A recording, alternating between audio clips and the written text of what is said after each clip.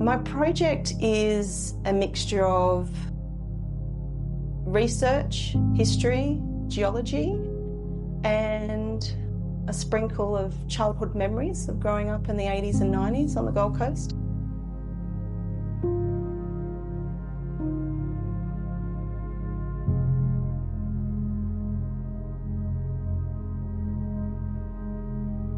With my connection of working with various schools on the Gold Coast, I started contacting those schools.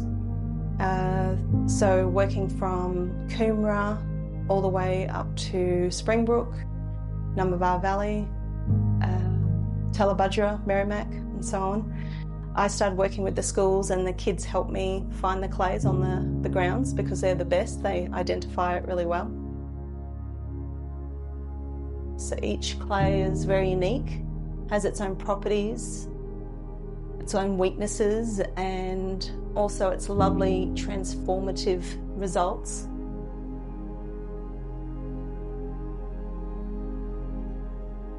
I started embedding those raw clays from each of the locations into the patterns, which are called Nerikomi. Those Nerikomi pattern blocks have those original raw clays in them. And it's been a really wonderful journey, going back and presenting to the schools and showing the kids the change of taking that clay from the ground and what it's turned into.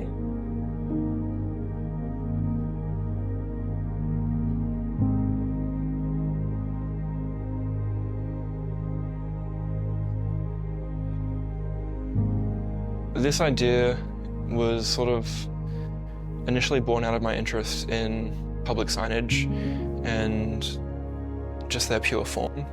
And I was drawn to the authority that they hold in public space and their functionality.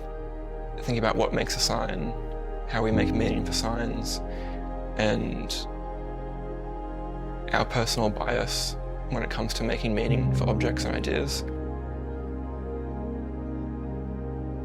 I started about 2.5 years ago photographing the backs of signs just to document and better understand the visual language that they use. And I was initially interested in giving attention to these sort of everyday objects that are so easily overlooked.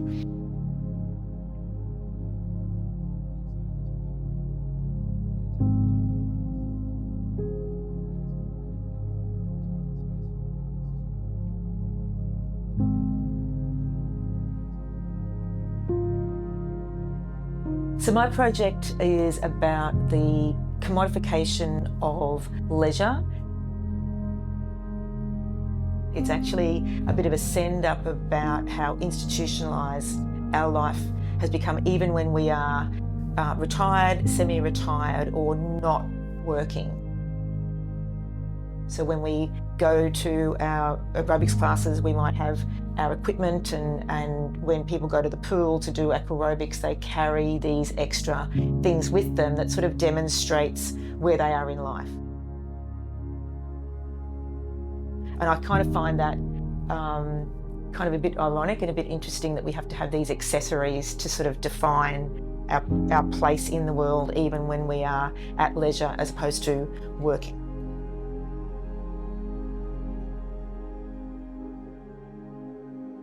And one day I was at the gym and I was watching these ladies outside doing like an aquarobics or an aqua zumba class in a pool. There was quite a lot of them, and they were all waving these, plastic objects above my head. And I thought, well, that's perfectly acceptable as social behaviour for sport or for leisure, but what does that look like if you turn that around into a piece of arts performance?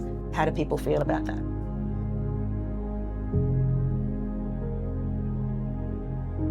The culmination of these three sculptures, Ver, Guardian Vassa and Guardian Satail, come together, and I've titled them The Scene, to be a space for contemplation for our role in the environment, and maybe a way of viewing ourselves as part of nature rather than having dominion over nature.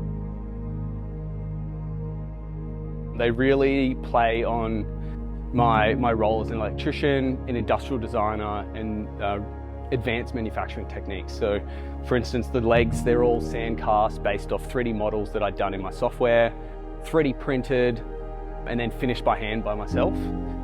And then you'll see there's parts on the backs of the glass that holds it together, which is 3D printing, using special filaments that don't include carbon, so that can be used for a lost wax process, which I find really interesting because the process of 3D printing is a really advanced manufacturing technique, but it's being applied in a centuries-old way of bronze casting, aluminium casting. And you'll see that when you look at the backs of the bodies, you'll see there's erosions, and it's really interesting to me that this advanced technique has resulted in something that looks centuries old.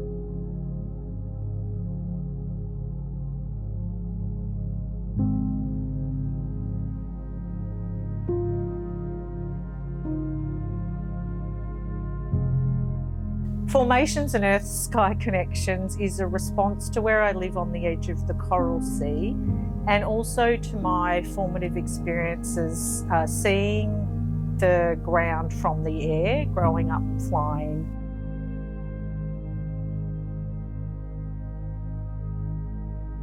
All the works employ aerial perspectives as a personal viewpoint and look at stealth technology, both analogue and digital, as an exploration of material science and visual play.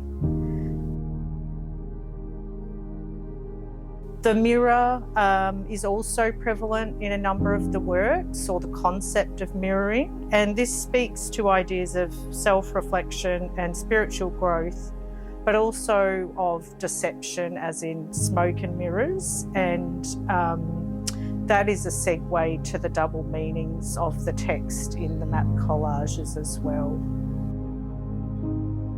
I was drawn to these literal zones as places of pleasure and leisure, of cultural practice and memory, of economy and natural resources, but also as places of extreme vulnerability, both climatically and militarily.